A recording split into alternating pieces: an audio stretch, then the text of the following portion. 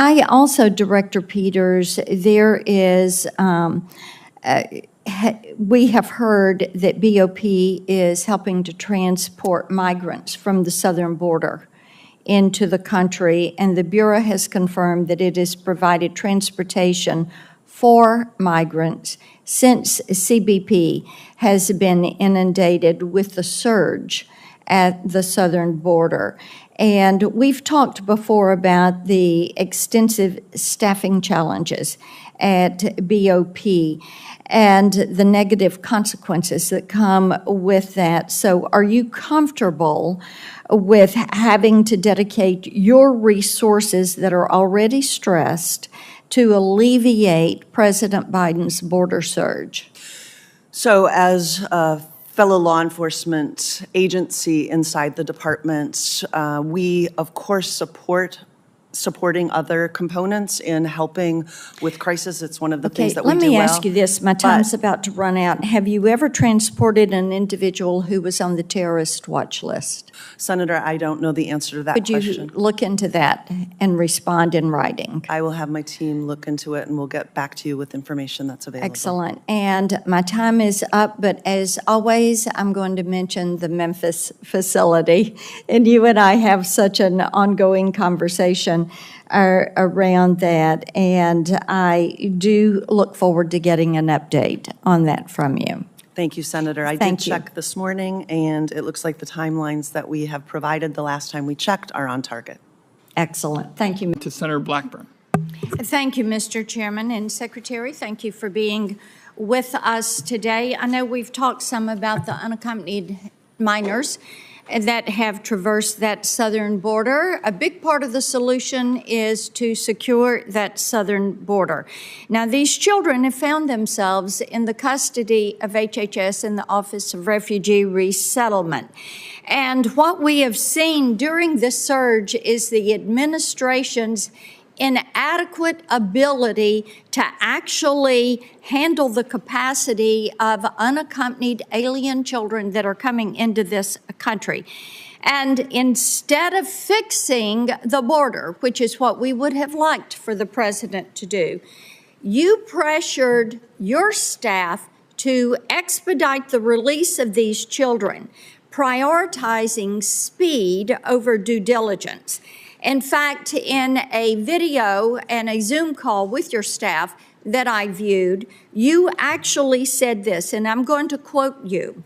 If Henry Ford had seen this in his plants, he would have never become famous and rich, end quote. Now, you made that comment talking about how to assembly line process children that were coming into the country. And over due diligence, over safety, you prioritized speed and moving them on out. Now, the OIG, your HHS OIG, recently reported that your staff didn't make timely safety and well-being calls, if they made them at all. 22% were late, months past the time they were due, and 18% never went out at all. At all. And it also found that the staff skipped essential safety steps, such as ensuring that the sponsors did not have a criminal record or that they were not sex offenders. So it should be no surprise that we're continuing to hear reports suggesting the existence of trafficking schemes that are preying on these vulnerable individuals, allegations that we're hearing of coercion, of forced labor. And despite my persistent inquiries on this issue, your staff has stonewalled getting answers back to me. Now, I've written you twice. I got responses that were non-answers from your assistant secretaries, one of them being over 6 months late, and I got it just last week before this hearing. Mr. Secretary, this leads me to believe that you don't give a rip and flip about what is happening to these vulnerable children. Now, you answered Senator Cornyn about knowing where the children are and knowing who the sponsors are, but I've talked to caseworkers in some places, and they say they can't ask if somebody is in the country legally or not. And OIG said they had concerns. They had 35% of the case files had legibility concerns over images, scans of photo IDs, birth certificates, legal documents. So let me ask you this. Can you sit here today in front of us and say with full certainty that your department knows the identity of these children's sponsors? Senator, let me make sure I respond to the question in terms of the identity of sponsors. No child in our custody is released to a sponsor without having gone through a full vetting. So A certainly full we vetting know that you said, let's speed it up because Henry Ford could never have been rich and famous if he worked at the slow process you are. Children are not widgets on an assembly line. They are human beings. and that's exactly what I said. Well, sir, I would say OIG disagrees with you. He says that you do not know. Do you think you have a responsibility to follow up with these children when they're placed? Senator, we not only believe it's our responsibility to take care of these children while they're in our custody, but we make efforts, even though you and your colleagues did not give us the authority to try to follow them after they leave our care. No, sir, you have the authority, 6 U.S.C. 279B. To do what? ORR shall be responsible for coordinating and implementing the care and placement of unaccompanied alien children. That's That is correct. a shall. That's it means correct. You That got to is go the do this. sponsorship And then vetting section process. 2.8.4. Care providers must conduct a safety and well-being follow-up call with an unaccompanied child and his or her sponsor 30 days after the release of the date. Mr. Secretary, Director Marcos is failing in this. There are 85,000 children that we know of that you all cannot find. And you are hesitant to move forward with giving us the information. My time has expired. Thank you, Mr. Chairman. Thank my Chairman, colleague. Mr. Chairman, Senator Whitehouse. Mr. Chairman, if I could just very briefly. Very briefly. First, I take umbrage to the mischaracterization and in some cases misrepresentation of the facts by Senator Blackburn. And I also want to make it clear that we have people at ORR who are working as hard as they can with the resources that we have. Your misrepresentations on the authorities we have at ORR are appalling. It is unfortunate that you wish to mischaracterize the work that we're doing, and we do everything we can with the authorities you give us to provide the care that these kids need. Ms. Secretary, Mr. Chairman, I would ask to submit the letters and the statute for the record. Without objection, so ordered. Senator, thank you. Thank you for the good work as well. Senator Blackburn's next, and let the word go to the Democrats and Republicans. We are getting close to the end. The commissioner has been very patient, so there may be Democrats and Republicans who wish to still ask questions. We'll go with Senator Blackburn next, and then I'll have a question or two, but we're going to get this wrapped up pretty quick. Well, Democrats and Republicans come if you're so inclined. Senator Blackburn. Yes, thank you so much, and we appreciate the opportunity to have you before us and to talk about the president's budget. One thing that I want to go to is the trust fund. And I know that the Social Security Trust Fund is needing to be shored up. It's to be exhausted in 2033. And then what we have read, CBO estimates that the program will pay a 75% benefit in 2033. So when you were before us previously, you refused to take a position regarding what policy options should be explored to shore up the Social Security Trust Fund. So I'd like to know if you've settled on something, have you made recommendations to the president? Why didn't we see those in the budget?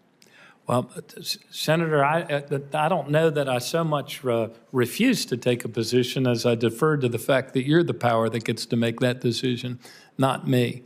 When the president has said many times that he believes once people make over $400,000, they should start paying into Social Security again. Others have had other times at which they believe that that should happen.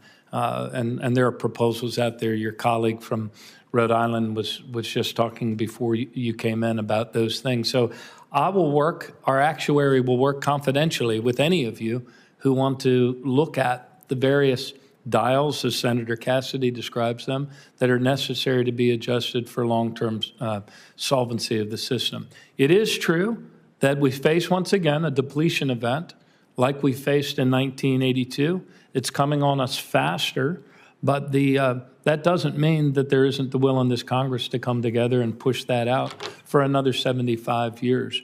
The actuary told me there were two things that messed them up that they didn't account for. One was the breadth of the recession, kind of the 2007 to 2010 recession.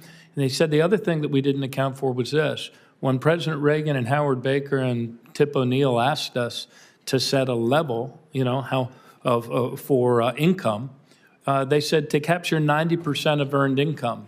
But then tax reforms happened after that 1982 fix, so they ended up only capturing 82% of earned income because we were going with this notion that if you let wealth concentrate at the highest levels of our country, that'll make the economy better. Agree or disagree with that, the mathematical effect on it was to move that depletion date from 2050 to 2034. 2034 is the combined date. And that can also change. The new actuary and trustees report will come out within the next 30 days, and we'll of course share it with you. Okay, that is good. Let me ask you this. Since you sit on the Board of Trustees for the fund and the discussions with the board, what has been their approach to the solvency issue? Because I know Senator Cassidy, he and I've talked a lot. There are things Congress will need to do. There are things the administration is going to need to do. So as the Board of Trustees has looked at this, what has their approach to the solvency issue been? Well, this will be my first meeting of that board. I understand through COVID they generally got into a habit of kind of accepting the report on Zoom. That's not really the deliberative body, as I understand it. The actuary is your best bet for sure of someone that can call balls and strikes and score the various policy changes. But I don't believe we would ever meet to try to, to pretend that we're the policy-making body on that. That's your prerogative. But I really would love, nothing would make me happier during my time here than to be able to serve the members of this committee or Congress overall in achieving what Tip O'Neill and Ronald Reagan did in their own day. Okay.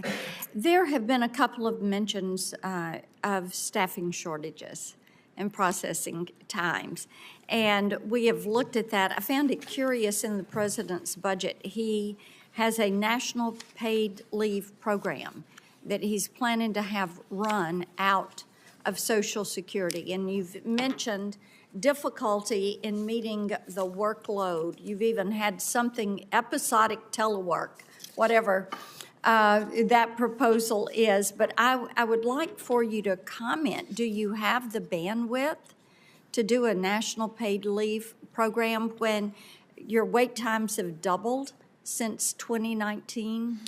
We would have the bandwidth if it comes with the funding that I understand is in the bill. On our current staffing, no, we would not be able to do that. But if the additional funding that comes with that is there to administer it, we could.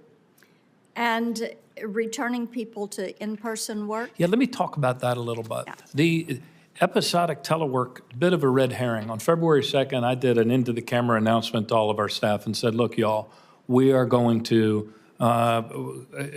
shifting now to a core collaboration days. What does that mean in effect? That means I'm in work 5 days a week, and the commissioner's office is 4 days of work, 4 days a week, one of telework.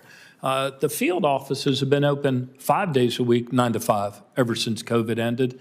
And their balance is an individual person is 3 days a week in the office greeting customers, 2 days telework, where they get oftentimes a lot of their adjudicatory stuff done, the processing of the claims on the back end.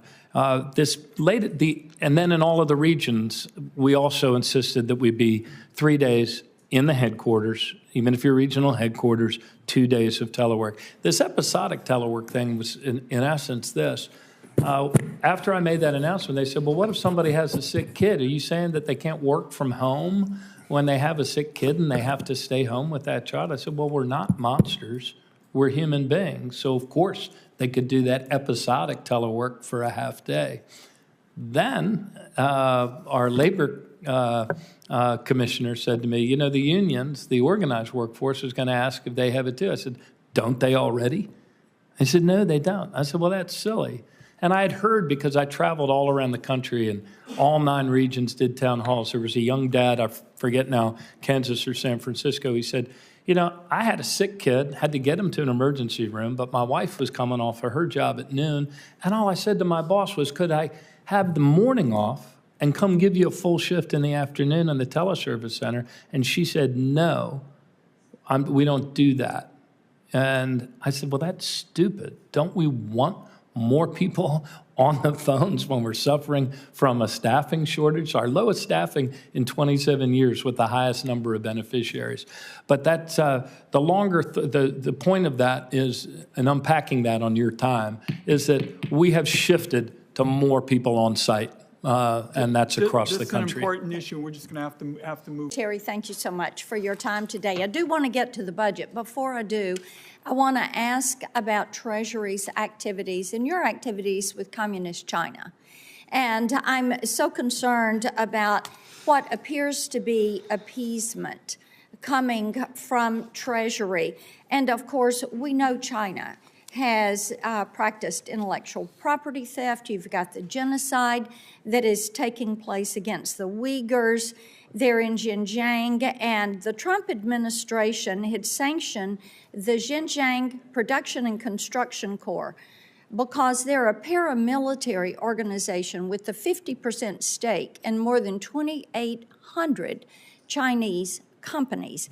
And what we have received is reports that under your leadership at Treasury, that you all have not fully enforced these sanctions or issued new sanctions against subsidiaries of this entity. And that is disturbing. So I would like to know what specific actions you're taking to ensure that the Chinese Communist Party entity is sanctioned to the fullest extent of the law, and what are you doing to identify individuals and entities to sanction, to put further pressure on Communist China for its ongoing genocide and its crimes against humanity? Well, I absolutely agree with you that Treasury and the Biden administration should be sanctioning human rights violations that are occurring in Xinjiang. And there is no appeasement, I want to assure you, on this matter. If you're aware of some specific matter that you we'll think be happy to involves a problem, reports. I will put you in touch with your staff in touch with mine to try to clarify what we're doing. But there hasn't been, to the best of my knowledge, any weakening of these sanctions. We take them seriously. Treasury sits on the Forced Labor Enforcement Task Force and has the ability to make recommendations for Chinese entities to be added to the Uyghur Forced Labor Prevention Act entity list. Currently, the majority of entities were put on the list by the Departments of Commerce and Homeland Security, and you have broad capabilities for identifying bad actors, such as through the Office of Foreign Asset Control, yet Treasury has not made recommendations for new actors to be added to the entity list. So as you review this, if you could let me know why you have not, and what you plan to do about that. That would be helpful. I would be glad to get you a briefing on it, but I do want to emphasize that these human rights violations are a very serious concern, and our sanctions and use of our authorities Yes. are intended. And we would like to see those used to the full extent of the law, and it's disturbing to hear that they are not. Let me ask you one other thing. It is National Ag Week. And I just was talking to some of our producers in Tennessee. U.S. ag exports dropped by $17 billion last year. And China did not live up to their ag purchase. We hear this from our soy and our cotton farmers in Tennessee. And there were some great provisions put in place under President Trump's Phase 1 deal. So have you or your staff raised this to Chinese officials in your meetings? Yes.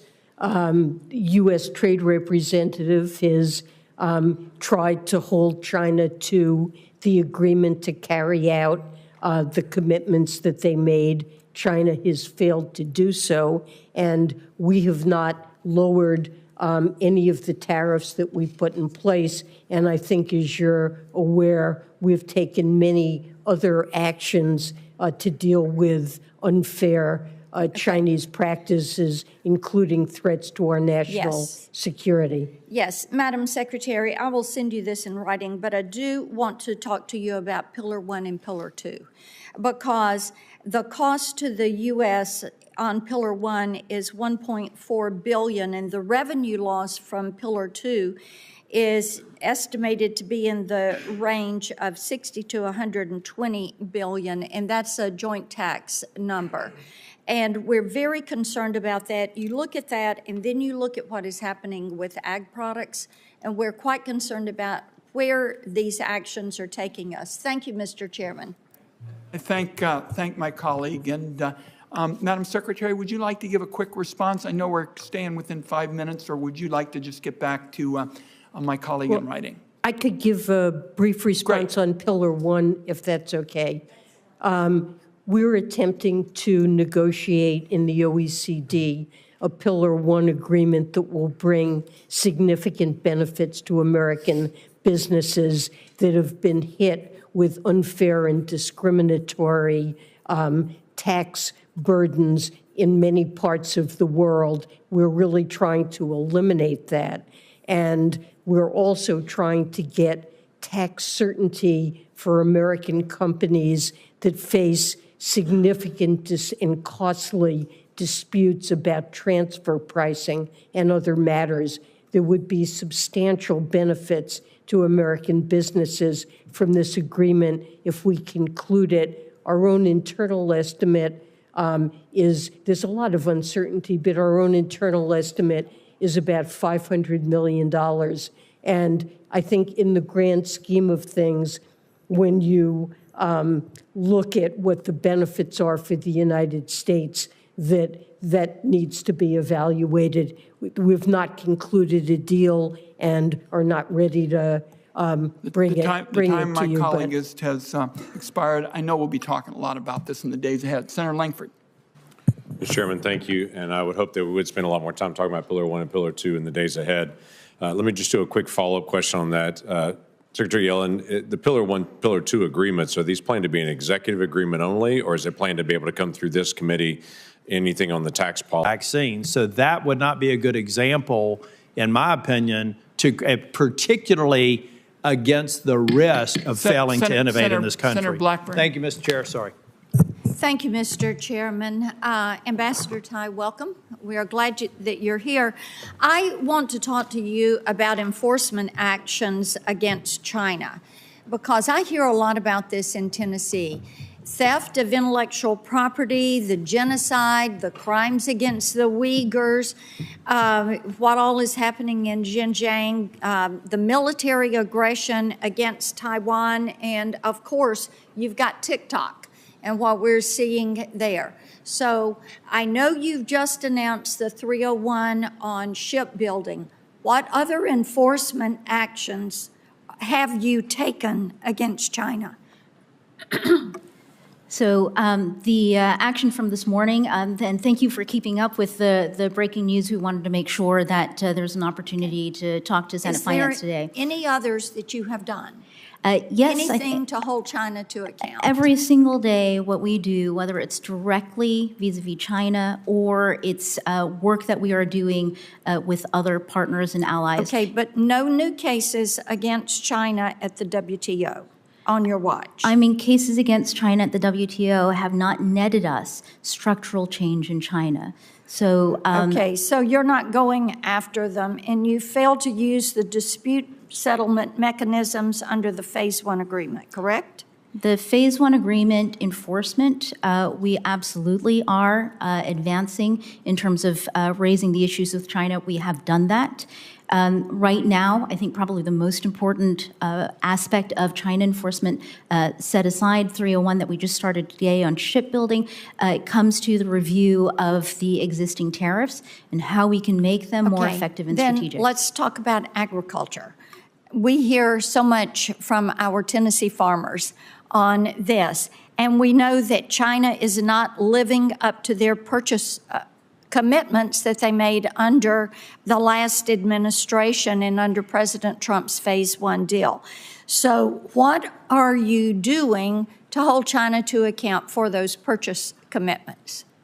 I think that we are staying very, very strong on not giving them more space.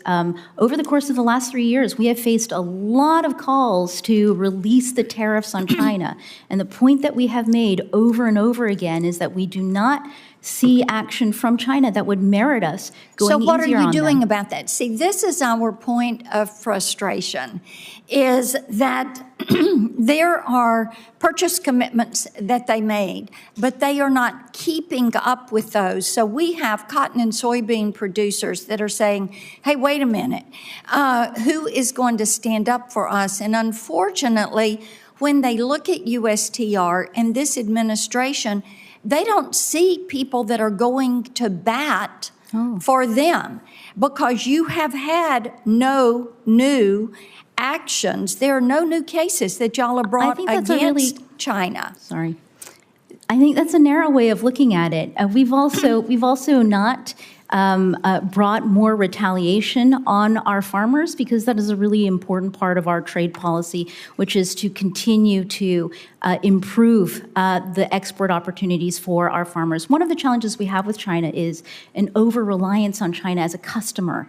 They're not a monopoly here, but they're a consumer that is dominating Countries would our demand. expect us to keep our commitment if we had made them. China is not keeping their commitment. Before my time runs out, I do want to talk with you about digital trade, and I thank you for the response to my letter on small business impact and of the digital trade rules.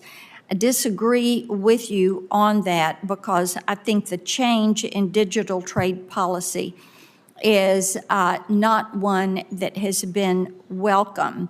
And the Biden administration might think the change is going after big tech, but what you're doing is really hurting countless small businesses. And you made a comment in your opening that you were slow walking the changes. You brought up the work we were doing in Judiciary Committee on Privacy, and you brought up COSA as a justification for not doing something on digital trade provisions. And I would remind you that international agreements on digital trade do not preclude countries from passing privacy laws. You can look at the EU, you can look at GDPR, you can look at New Zealand, you can look at Canada, you can look at Australia. So that is an excuse and not an accuracy. I see my time is over, Mr. Chairman. Thank you. I thank my colleague. Senator Cassidy is up. I note that Senator Casey has been so patient as well. Everyone is trying to help him, and we'll stay within the rules. Senator Cassidy, you're next. I will defer because I just read. All right. That makes Senator, in order of appearance, Senator Langford. Thank you, Mr. Chairman. Thank you. Senator Cassidy, thank you for that as well coming in. Massachusetts, we got to move on. Senator Blackburn.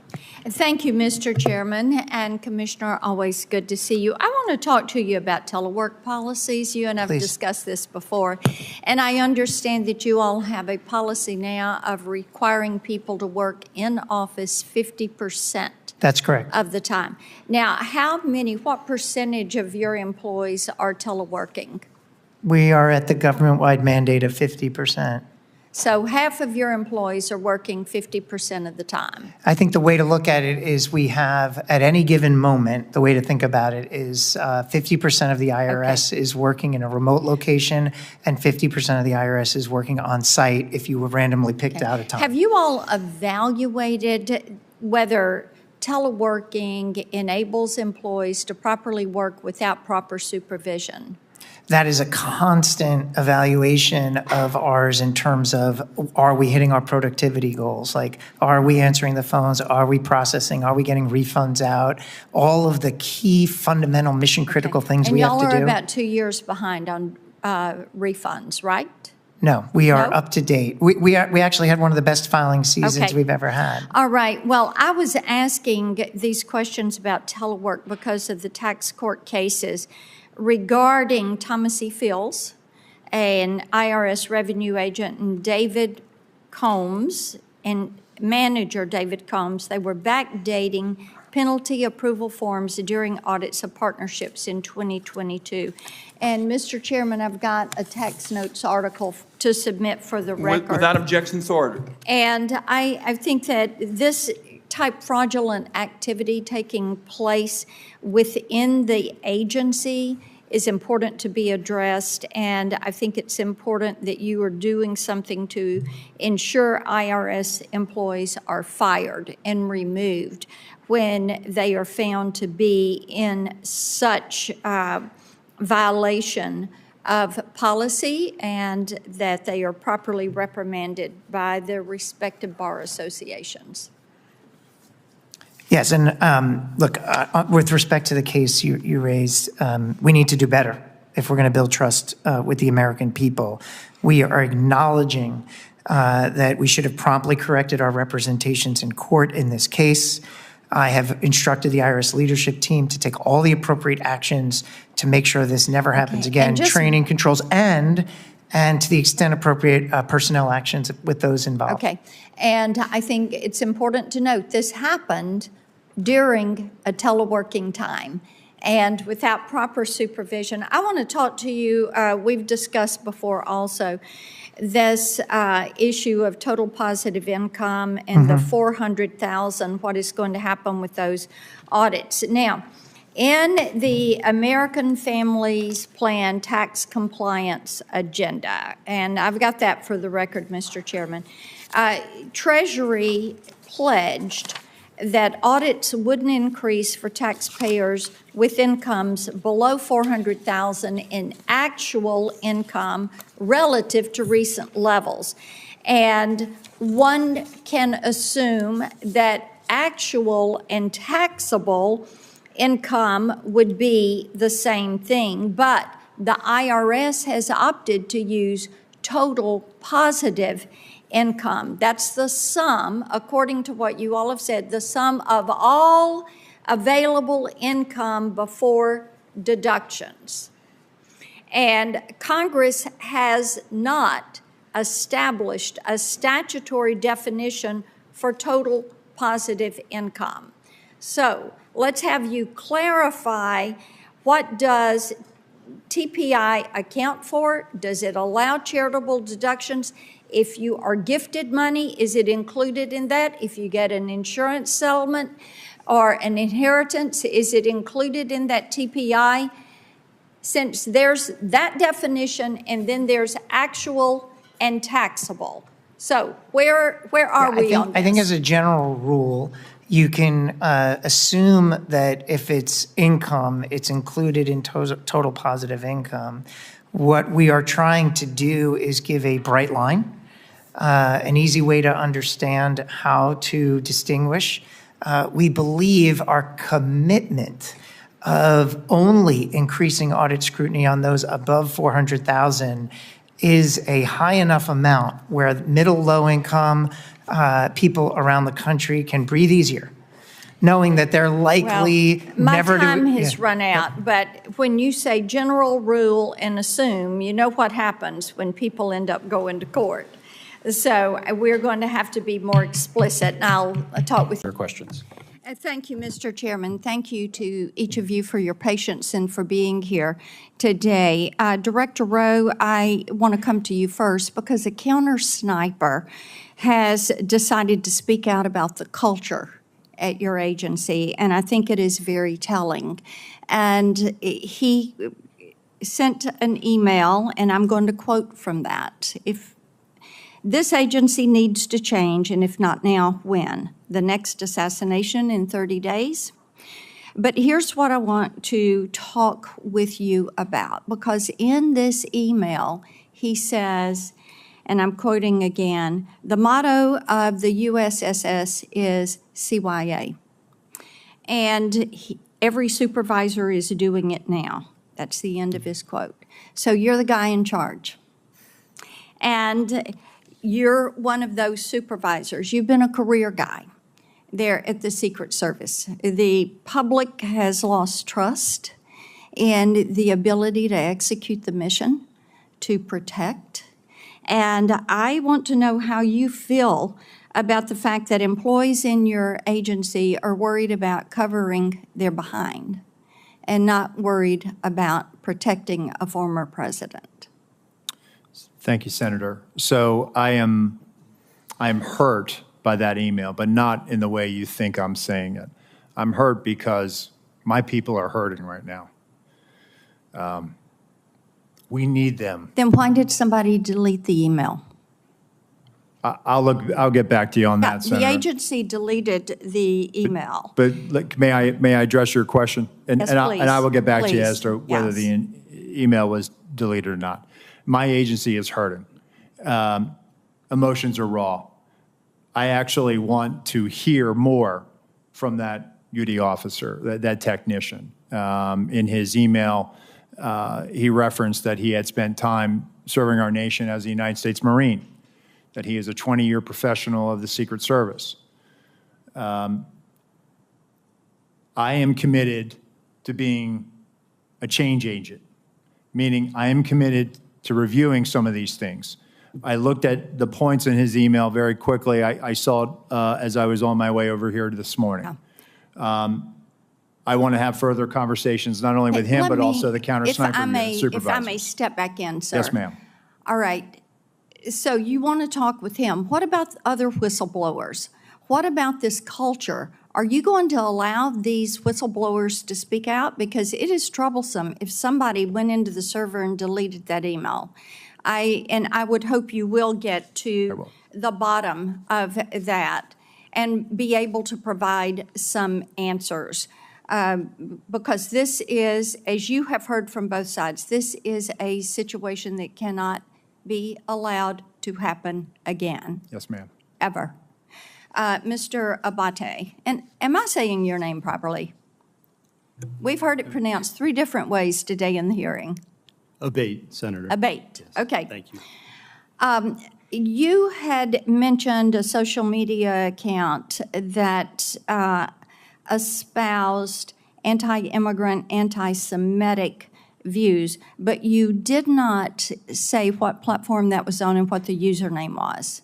And this is Crooks that we're discussing. Yes, Senator, that's correct. I didn't want to comment on it because we haven't fully confirmed yet, and I thought that as soon as we confirm and certify, Would I you will supply provide that to that? you. And Absolutely. also the age at which he had those feelings. And then we understand that the Gab account is pro-immigration, pro-lockdown, leftist views. Is that accurate?